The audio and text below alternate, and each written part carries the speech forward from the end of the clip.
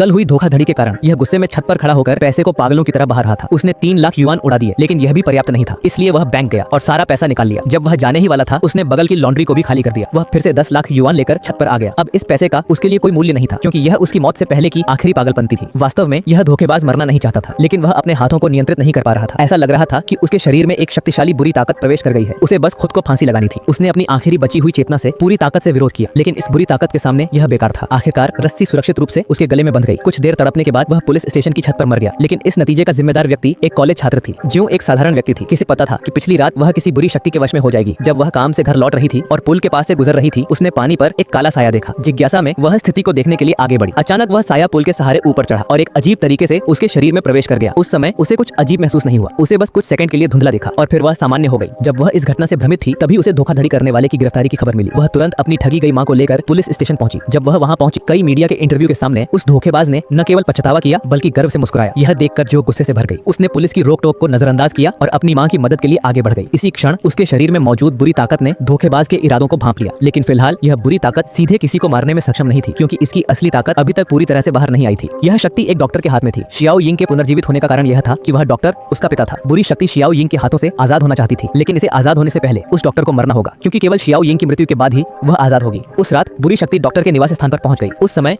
Doctor को एक पूर्वाभास हुआ। वह जल्दी से घर वापस आया और दरवाजा बंद कर लिया। उसने कमरे में कुछ टांगा। जब वह टांग रहा था, तो वह घबराहट में खिड़की को घूरता रहा। उसे रोशनी की चमक में एक परछाई दिखाई दी। डॉक्टर जानता था कि वह अंदर नहीं आ सकता, लेकिन वह यह गारंटी नहीं दे सकता था कि कोई दुर्घटना नहीं होगी।